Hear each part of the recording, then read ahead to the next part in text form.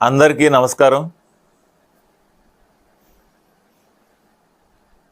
ఈరోజు ధ్యానం పూర్తయిందా? రెండవసారి ధ్యానానికి కూడా ఏర్పాటు చేసుకున్నారా? మనం ఇన్ని రోజులు మాట్లాడుకున్న మాటల సారాంశం ప్రతిరోజు క్రమం తప్పకుండా ధ్యానం చెయ్యాలి అని. మరి ప్రతిరోజు ధ్యాన సాధన కొనసాగుతోందా? ప్రతిరోజు ధ్యానం చేస్తూ ఉంటే మీ జీవితాల్లో వస్తున్న మార్పుల్ని మీరు గమనించారా? ఇంకా మన జీవితాల్లో కొన్ని సమస్యలు అలానే ఉంటూ ఉంటే సాధనలో లోటుపాట్లు ఉన్నాయా, లేకపోతే వాటిని సరి చేసుకోవడానికి కావలసిన జ్ఞాన సంపద మన దగ్గర లేదా?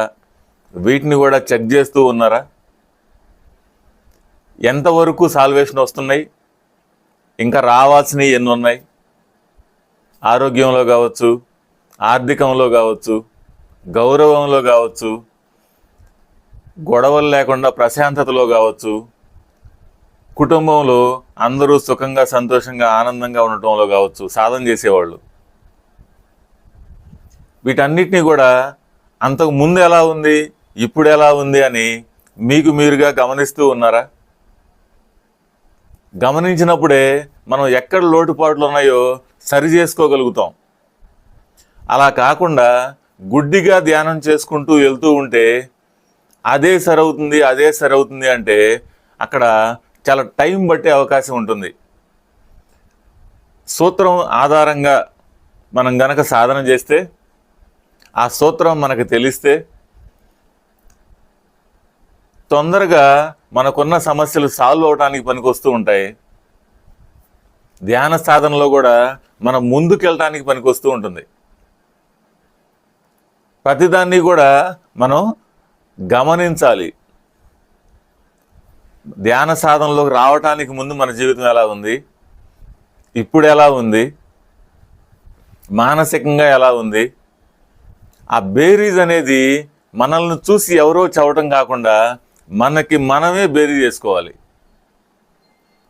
గుడ్డిగా ధ్యానం చేసే బదులు వీటిని చెక్ చేసుకుంటూ సాధన కొనసాగిస్తూ ఉంటే ఎక్కడ తప్పు ఉందో సరి చేసుకొని ముందుకెళ్ళడానికి అవకాశం ఉంటుంది.